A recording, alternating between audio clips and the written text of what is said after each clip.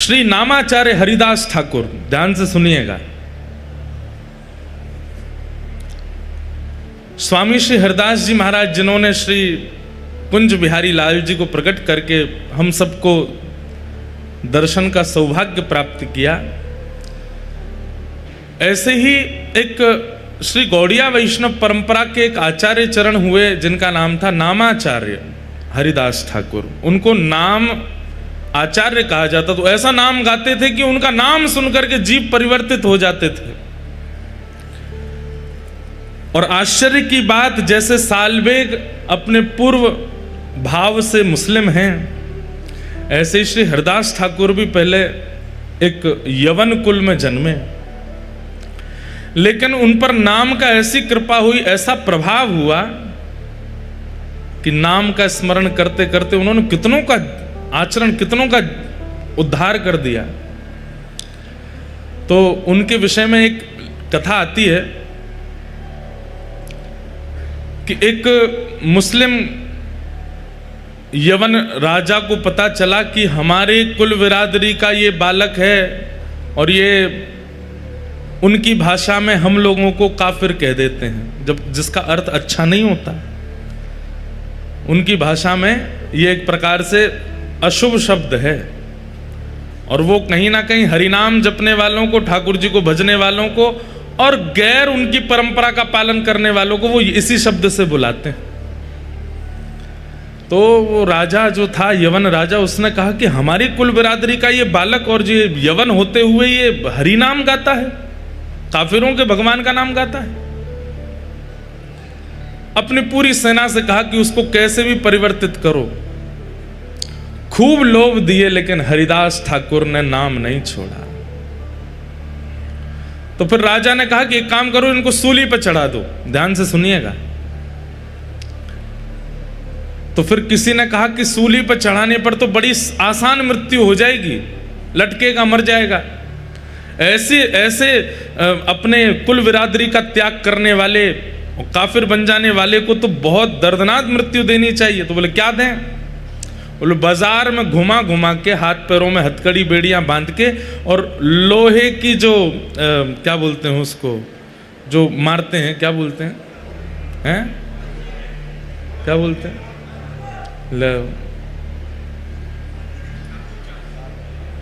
क्या बोलते हैं उसको, कौड़े। हाँ, कौड़े मारो। हमारे महाराज जी, पंडित जी कह रहे हैं कुर्रा। अद्भुत है, आप पाठ कर लो, जो करें हंटर मारे। तो कौड़े मारने की आज्ञा दियो। कौड़े भी कैसे? जो कौड़े की जो रस्सी होती, उसमें इतनी बड़ी बड़ी कीलें और लगी थी। बोले भरे बाजार में सबको दिखाते हुए, ताकि दहशत बन जाए कि आज के बाद हरिनाम गाने वाला कोई भी दिख गया तो उसकी यही गति की जाएगी। ले जाओ उसको, भरे हाथों में हथकड़ियां, पैरों में बेड़ियां बांधी, ले गए हरिदास ठाकुर को। और ले जाकर के जब कौड़े मारने लगे, कौड़े मारते हैं, हरिदास ठाकुर कहते हैं चाहे जो कर लो, मैं हरिनाम नहीं छोड़ूंगा, मैं प्रभु नाम नहीं छोड़ूंगा। और जितनी तेज मारते हैं उतनी तेज मुख से हरिनाम निकलता है। मारने वालों के पांव पूछते हैं। बोले तू पूछता क्यों, हम तुझे मार रहे हैं? बोले क्योंकि इससे पहले मैंने बहुत प्रयास किया कि मैं खूब ऊंचे स्वर में हरिनाम गाऊं, पर इतना ऊंचा स्वर मेरा पहले कभी नहीं निकला जितना ऊंचा स्वर कौड़े पड़ने से निकल रहा है। और मारो, और मारो, मेरा स्वर ऐसा निकले कि मेरा ये गले का जो स्वर है ये फट जाए हरिनाम गाते गाते। सब देखते रहे, घबरा गए, अपने बच्चों को ले लेकर के घरों में भाग गए। बच्चे घबरा करके मां से पूछ रहे हैं ये क्यों पिट रहे हैं? बोले क्योंकि इन्होंने काफिरों के भगवान का नाम गाया है। लेकिन कुछ लोगों के चित्त में विश्वास प्रकट हो रहा है। इतनी पीड़ा के बाद भी हरिदास ठाकुर नाम नहीं छोड़ रहे। कहते हैं भगवान के सुदर्शन जी को इतना क्रोध आया कि जैसे आकाश में एक सूर्य है, उसी समय दूसरा सूर्य प्रकट हो गया, और वो दूसरे सूर्य नहीं है, साक्षात सुदर्शन जी महाराज प्रकट हो गए। और जैसे ही वेग से आक्रमण करने लगे उन यवनों के ऊपर, हरिदास ठाकुर हाथ जोड़ करके प्रार्थना करने लगे, हे सुदर्शन जी महाराज, इन्हें मत मारो, मैं आपके हाथ जोड़ता हूं, मैं आपके पांव पड़ता हूं, इन्हें मत मारो।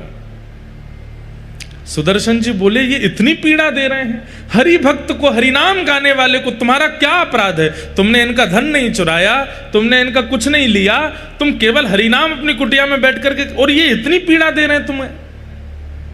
सुदर्शन जी महाराज बोले, इन्हें जला करके भस्म कर दूंगा, दूर दूर तक दिखाई नहीं देगा कोई भी यवन। हरिदास ठाकुर कहते हैं, महाराज ये कलयुग है, ये सतयुग नहीं है, ये त्रेता नहीं है, ये द्वापर नहीं है। सतयुग त्रेता द्वापर में, हे सुदर्शन जी महाराज, आपने खूब उद्धार किया है, अब उद्धार नहीं, अब तो स्वीकार करना है सबको। मैंने आज तक जितने भी नाम जप किए हैं, उन सब नामों का प्रभाव, उन सब नामों का फल इन यवनों को दे दो, जैसे मैं यवन कुल का होकर के आज हरि नाम गा रहा हूं। हे सुदर्शन जी महाराज, आप अपनी कृपा दृष्टि से अगर इनको देख लेंगे तो ये भी हरि नाम गाने लगेंगे। अब उद्धार नहीं करना है, अब तो स्वीकार करना है।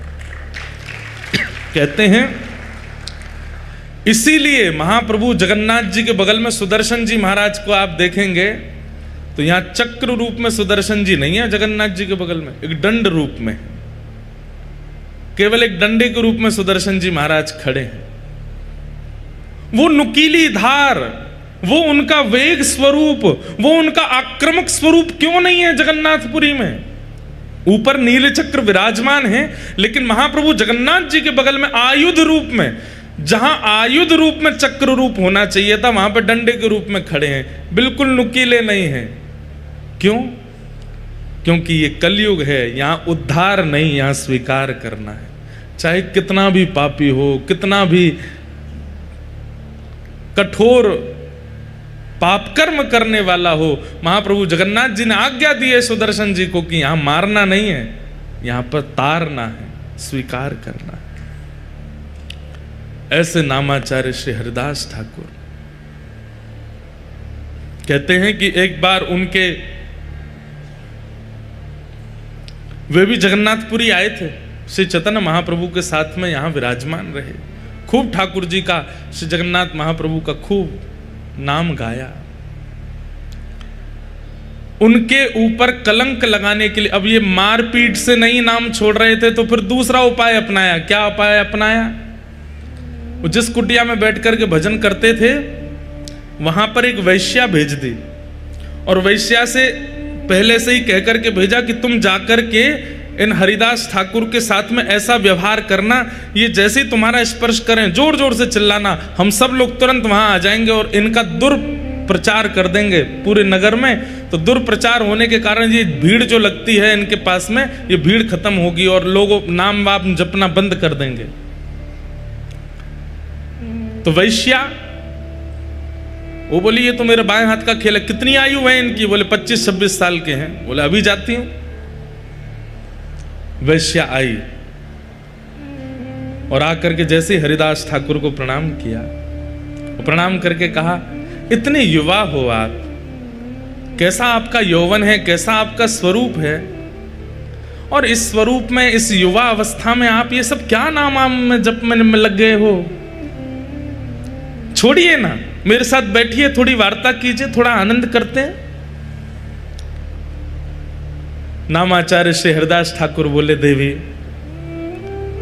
आप जो चाहती हैं मैं सब पूर्ण करूंगा, आपकी जो मनवांछित इच्छा है, जैसा कहोगे वैसा ही करूंगा, पर मेरा नियम है, मैं रोज 3 लाख नाम जपता हूं, वो हो जाए पूरे, उसके बाद फिर तुम्हारी बात मानूंगा। अच्छा, रोज 3 लाख जपते हो? बोले हाँ। अभी कितने बच्चे हैं? बोले अभी जैसे पूरा होगा मैं बताऊंगा। अच्छा तुम कहाँ जाओगे? बैठी रहो यहीं पे। उसको भी बैठा लिया और नाम जप में लग गए, हरे कृष्ण कृष्ण कृष्ण हरे हरे, हरे राम राम राम हरे हरे। पूरी शाम निकल गई, पूरी रात निकल गई, आधी रात हो गई, वो वैश्या बैठी बैठी झोंके ले रही थी। हरिदास ठाकुर बोले, देवी अभी तो मेरा नाम बहुत रह गया, तुम जाओ थोड़ा आराम कर लो, कल आ जाना। वैश्या बोली, हाँ मैं जाती हूँ, मुझे तो नींद आ रही है। चली गई। वो यवन जो थे सब बाहर मिले, क्या हुआ, हम इतनी देर से प्रतीक्षा कर रहे हैं, तुमने आवाज नहीं लगाई। अभी पहला दिन है, थोड़ा परिचय हुआ है, उसने कल फिर बुलाया है मुझे, कल होगा, कल मैं आवाज करूंगी, सब आक्रमण कर देना। वैश्य अगले दिन फिर आ गए। जैसे ही आकर के बैठी, हरिदास ठाकुर नाम जप कर रहे थे, तुरंत आकर के बैठी, अरे अब छोड़िए ना, क्या भजन कर रहे हैं। देवी कल के 3 लाख तो सुबह पूरे हो गए, आज के 3 लाख अभी चल रहे हैं, पहले ये पूरे हो जाएं, इसके बाद मैं तुम्हारी बात सुनूंगा ना। सब लोग इधर देखो, इधर देखो, यहां देखो, हम यहां क्यों बैठे हैं, वो सब व्यवस्था चल रही है, इधर देखो आप लोग, इतनी बढ़िया लीला चल रही है, आप इधर उधर देखने लगते हैं। एक हरिदास ठाकुर हैं, वैश्या सामने बैठी है, वो नाम नहीं छोड़ रहे, यहां झूला आ गया, आप उधर देखने लगते हो, अपने ही व्यवहार पे ताली भी बजा रहे हो।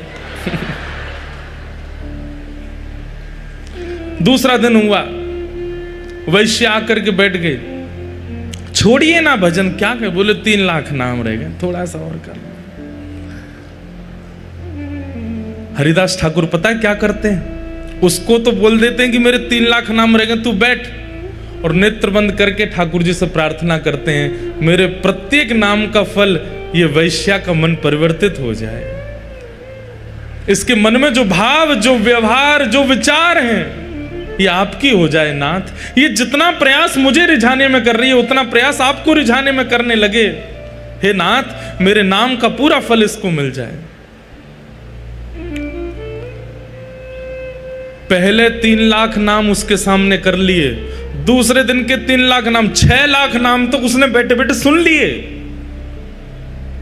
तीसरे दिन फिर बुलाया, बोले कि आज भी बहुत जप हो गया, कल तो निश्चित तुम जो कहोगी वही होगा, कल आ जाना। बंधुओं, मैं एक बात कहता हूं कि कई बार ऐसा होता है कि आध्यात्मिक ऊर्जा जिसकी अति होती है ना भक्ति रूप में, उस व्यक्ति की उपस्थिति मात्र आपके हृदय को परिवर्तित कर देती है। 6 लाख नाम सुनने के बाद में उस वैश्या की स्थिति ये हो गई कि उसे अपने पूर्व के किए हुए जो पाप नहीं लगते थे, वो पाप लगने लगे। एक बात बहुत ध्यान से सुनिएगा, गुरु आश्रय, वैष्णव आश्रय, या फिर किसी भी प्रवचनकर्ता के प्रवचन सुनने के बाद में अपने पूर्व के किए हुए दुर्गुण अनुभव होने लग जाएं कि हमने वो गलत किया था, ये 10 साल पहले हमसे अपराध हुआ था, या ये 6 साल पहले जो हमने ये किया ये ठीक नहीं था, अपने भाइयों से या अपने परिवार के लोगों से या किसी के साथ, मित्र के साथ, इनके साथ जो हमने व्यवहार किया ये उचित नहीं था। ये मन में भावना प्रकट होने लग जाए तो समझ जाना जिसको आपने प्रणाम किया है उसने आपको कृपा भर के देखा है, तभी आपके दुर्गुण दिख रहे हैं आपको। नहीं तो कई बार लोग अनेक संतों को प्रणाम करते हैं लेकिन फिर भी वैसे के वैसे ढीठ ही रहते हैं, बदलते नहीं। क्यों?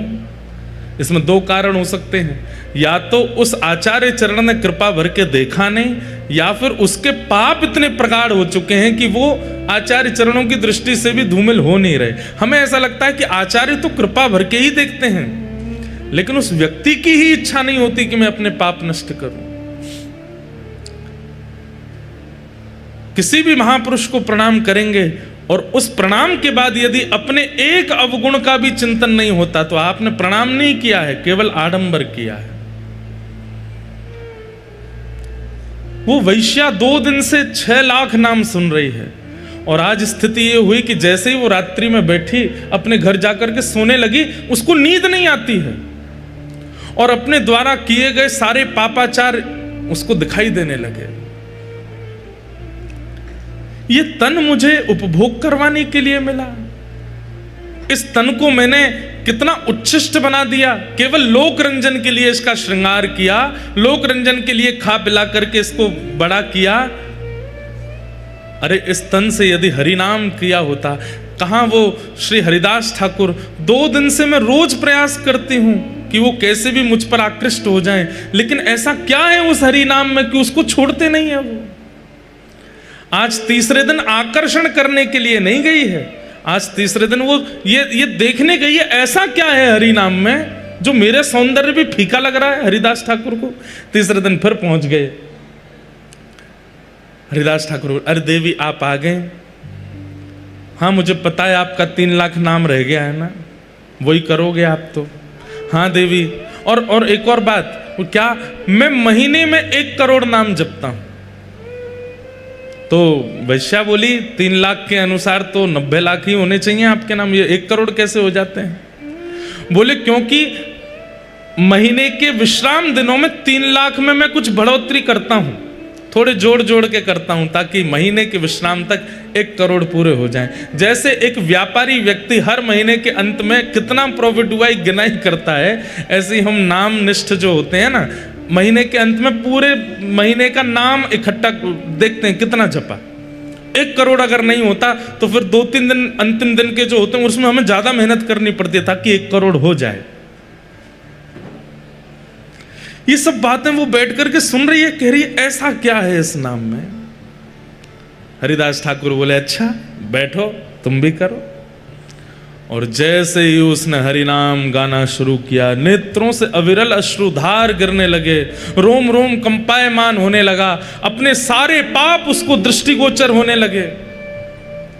अब तो उसे ये चिंता होने लगी कि मेरा उद्धार कैसे होगा। मैं इतनी पाप कर्म कर चुकी हूं, कितने महात्माओं को बर्बाद कर चुकी हूं, कितने लोगों के घर उजाड़ चुकी हूं, अपने इस तन को मैंने कितनों को बेच दिया, अब मेरा उद्धार कैसे होगा। चरण पकड़ लिए हरिदास ठाकुर के, बोले मुझ पर कृपा करो। अब मैं आपसे केवल एक ही कामना करती हूं कि नाथ आप कृपा भर के मुझे देखो ताकि मेरा उद्धार हो। हरिदास ठाकुर कहते हैं व्यक्ति को जब अपने पूर्व के किए गए कर्म उनके प्रति आत्मग्लानि प्रकट हो जाती है और उस आत्मग्लानि के कारण अपने जीवन को परिवर्तन करने की इच्छा प्रकट हो जाती है, व्यक्ति का उद्धार तो तभी हो जाता है। समझ में आई बात?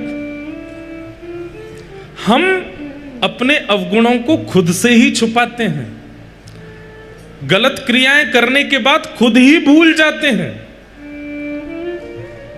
लेकिन जिस दिन हमें अपने कृत्य का अनुभव होता है और अनुभव करके हम स्वयं ही चिंतन करते हैं कि ये गलत था, वास्तव में मानिए कि उसी दिन ठाकुर जी की कृपा हुई है कि आपके मन में चिंता प्रकट हुई कि ये गलत था, इसका सुधार करना पड़ेगा। चरणों में गिर गई, बोले मुझ पर कृपा करो। हरिदास ठाकुर बोले देवी अब जो मेरी निष्ठा है वो तुम धारण करो, मैं अब कहीं और जाकर के भजन करूंगा। इस कुटिया में मैंने लाखों करोड़ों नाम जप किए हैं, अब तुम इस कुटिया में रहो और यहां रह करके नाम जप करो। हरिदास ठाकुर वो कुटिया, अपने भजन की कुटिया उस वैश्या को दे दी और वहां बैठ करके वो वैश्या ऐसा नाम करने लगी, ऐसा नाम करने लगी, जिस वैश्या का मुख देख करके संत जन मुंह फेर लेते थे और सोचते थे कहीं हमारे पाप नष्ट नहीं हो जाए। आज उसी वैश्या के भक्त बनने पर उनकी कुटिया के बाहर संतों की भीड़ लगती है। क्यों? बोले वो दिन में एक बार बाहर निकल के आती है और जब वो बाहर आती है उसका रूप देखते ही हमें साक्षात जगन्नाथ जी का अनुभव होने लग जाता है। बंधुओं, रूप सुंदर वो नहीं जिसकी सुंदरता देख करके लगे ये कितना सुंदर है, बल्कि रूप सुंदर वो कि जिसकी सुंदरता देख करके नेत्र बंद हो जाए और मन में भाव आए कि ये इतना सुंदर है तो वृंदावन चंद कितने सुंदर होंगे। किसी का स्वर सुनकर के ये ना लगे कितना अच्छा गाता है, उसकी वाणी सुनकर के मन में भाव आने लगे कि ये इतना सुंदर गाता है तो श्री मदन मोहन कितना सुंदर गाते होंगे। किसी का श्रृंगार नृत्य देख करके लगे कितना बढ़िया नृत्य कर रहे हैं, लेकिन उस समय मन में ये भाव आवे कि जब रास क्रीड़ा में श्री ठाकुर जी त्रिभंग लली बन करके आते होंगे, जिनके नृत्य पर सूर्य चंद्रमा भी वारे वारे जाते हैं, उनका नृत्य कितना सुंदर होगा। ऐसी स्थिति बनी। आज वही वैश्या जिसकी सुंदरता काम प्रकट करती थी, आज उसकी सुंदरता भक्ति प्रकट कर रही है। ये भजन का प्रभाव है, ये नाम का प्रभाव है।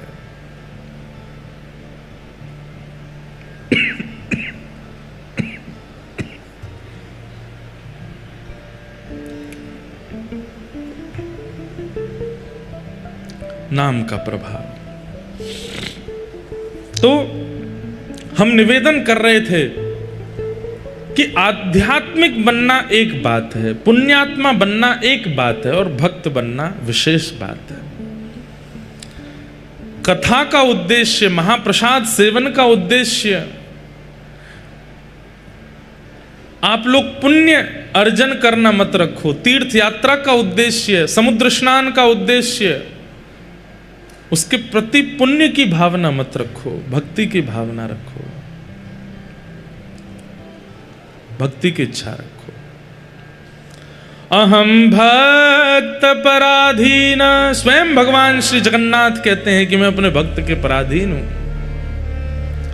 पूरा विश्व मेरे पराधीन है, पर मैं अपने भक्त के पराधीन हूं।